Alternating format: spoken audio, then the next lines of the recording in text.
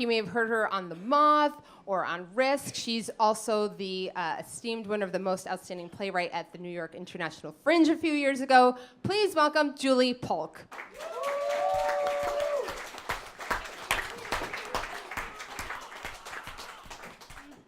It's September of 2014, and things are really, really slow at my office. I'm working as a copywriter in a big agency, and I'm just like, I'm just so over it. I really just want to get out. I'm looking for some kind of change. I feel trapped. And in the downtime, I decide to use it to learn WordPress so that I can build myself a website for what I've just started doing, which is storytelling. I want to showcase me doing this, because this is what's bringing me joy. So I do that. It's not the easiest thing in the world, but I do it, and then I have nothing to do again, and then I get called for jury duty, which is awesome, because I love jury duty. And I'm serious, like, I know that the way the system is now, it is broken kind of beyond repair, and I am actually actively trying to help change it, but in its ideal, I really believe in this idea that everybody is entitled to a jury of their peers. I find it deeply, deeply moving, and I want it to be that way again. I also love a good courtroom drama, and I've always wanted to serve on a jury because it just seems so cool. And I've been called, at this point I had been called twice, I had never been picked. So when I got this jury duty thing, I was like, maybe this is when my life begins to change. It starts with jury duty. So I go down to the courthouse on my appointed day, and the first thing that they do is they take all 300 of us in our prospective jury pool down the stairs and across the street and up into a different courtroom where they're gonna do the jury selection process on all of us for a single trial, which I have never seen before. And I'm like, this is interesting. And then we get into this courtroom, and it is huge. It looks like a movie set. It turns out that it is, in fact, the largest courtroom in the Southern District of the state of New York. And it's got these cavernous ceilings, and the sound is just echoing off of them. And it's set up, it looks, like a courtroom. There's a couple of tables in the front, and they're facing the judge's bench, and then the jury box is off to the side. And sitting at the tables, at the prosecution table, there are 3 lawyers, and then at the defense table there's a lawyer and another person who, it becomes clear through the proceedings, is the defendant, and they're all in suits, which is odd because we're not at trial yet. This is just jury selection, and everything just seems kind of amped up for this thing, and I'm like, And then the door opens behind the bench, and the judge comes out, and he's in his robe, and he's got this severe haircut, and he kind of glowers at everybody, and I immediately fall in love with him because I fall in love with all caustic authority figures. And he says, the longest trial I've ever presided over was 4 months long. This one's gonna be at least 5. And all around me, 300 people are like, oh my God, I can't be out of work for 5 months. I am instantly catapulted into the opening number of a chorus line where all the Broadway dancers are hoping for their big break. I'm like, God, I hope I get it. I hope I get it. How many people does he need? How many people does he need? And I'm like 12, I think we all know is the answer to that question. And then, and he says, there's too many of you for us to do the trial selection, the jury selection, the way we ordinarily would, where they take you up 12 at a time and they seat you in the jury box, and lawyers from each side ask you questions to decide if they want you on the jury. So they've come up with this alternate scenario where they are going to give us questionnaires that we fill out, and once we're done filling them out, we can leave for the day. We have to return the next day at 2:15. They're going to read them through and kind of pre-screen us. And so I'm filling out this questionnaire, and the first question that I see says, has you or any member of your family ever been convicted or charged with a drug charge? And I'm like, drug case? Awesome. And then the next question says, do you believe that it is acceptable for the government to use telephone surveillance technology on a suspect? And I'm like, holy shit, this is a wiretaps. This is a wiretap case. I watched all 5 seasons of The Wire, which is 60 hours of television in just under 2 weeks. Like, my brain is starting to explode. I'm like, oh my God, I have never wanted anything more than I've wanted to be on this case.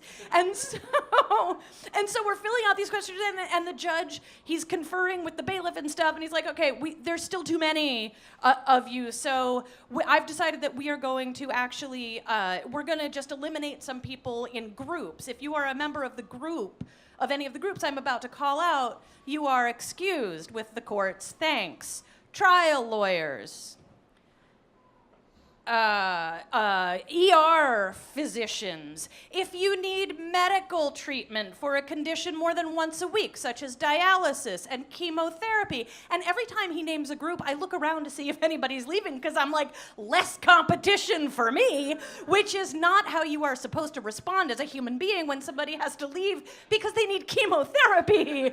But I'm just losing my shit entirely right and left. So this all happens. I finish filling out my questionnaire, and people are starting to leave their questionnaires, the judge reminds us that although no trial has begun, this is still an official court proceeding, and so we've basically been sworn in, so we must not talk about this with anybody. We can't try and find out anything about the case, just treat it with some reverence. And so, as someone who deeply believes in the integrity of the jury system, I go home and immediately call everybody I know. I'm like, oh my God, I'm gonna be on trial on the way. Oh my God, I've never. And then I go on Google because the defendant's name was in the questionnaire, and I start Googling him. And it takes some serious Google skills. But what I learn is that this guy was put on trial 3 years ago, and they failed to make the case. So the DA, the reason this is such a big case for them is the DA has been building this case for 3 years, and they're now bringing this guy back under something called the drug kingpin statute. And my brain, I'm just like, holy shit, this case is The Wire, and this dude is Stringer Bell. And then I'm just gone. I'm like, oh my God, we might be sequestered as a jury. I might have to go into the witness protection program. Where do I want to live? I've always kind of wanted a ranch in New Mexico. And I should say, none of this is okay. This is not how the jury system is supposed to work. This is wrong in every possible way. But I just, I can't, I'm just gone.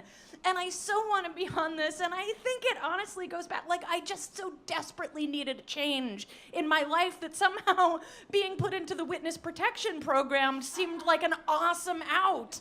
And so the next day, I show up, and I'm sort of nervous because I so want to be picked. And I show up for my second day, and 2:15 comes and goes, and 2:20, and 2:30, and I'm starting to freak out because I hear people's names all around me being called, but I don't hear my name anywhere. And they call your name to go in. And so finally, I take out my cell phone, which you're not supposed to use in a courthouse, but I'm kind of starting to panic.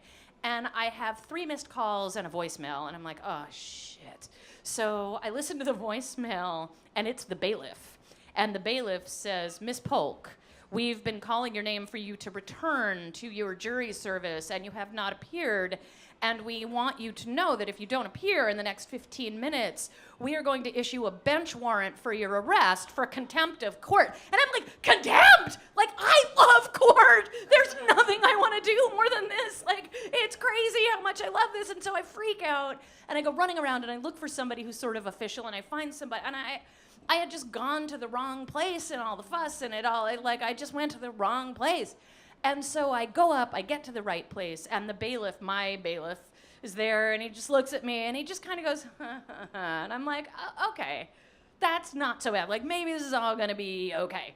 So I go in, and the 280 people in the jury pool left, and the judge, and everybody just goes whoosh, and they're all staring at me, and I'm like, And I look up, and the judge goes, Miss Polk, hi. And he just gestures. And in the jury box, there are 11 people, and there's one empty seat that's closest to him, and he just points to it, and I like slink up, and I'm like so humiliated and embarrassed because I know they've been calling my name.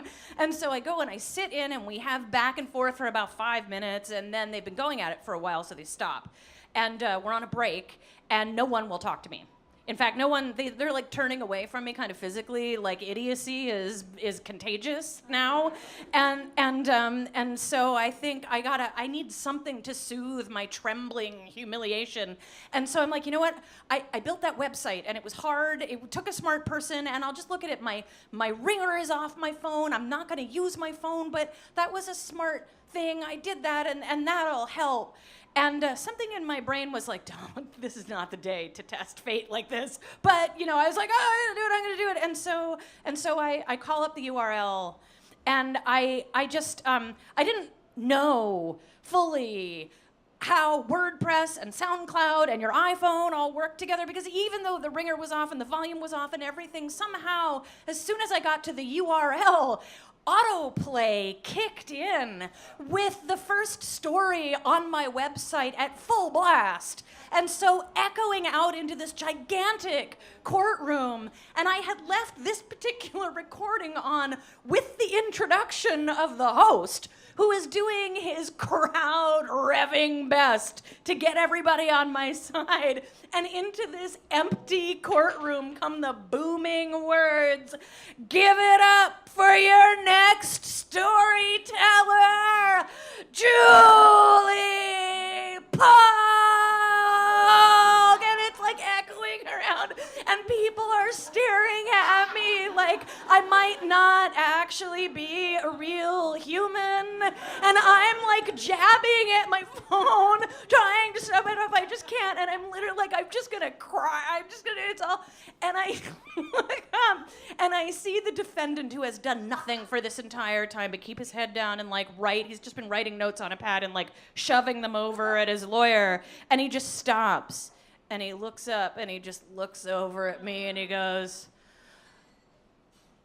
"Oh."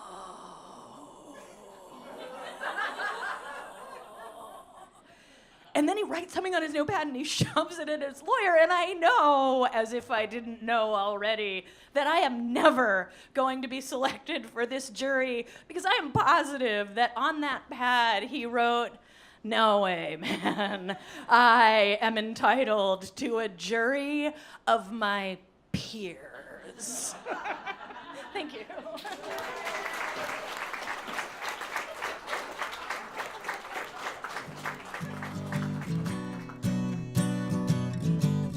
Yum's the word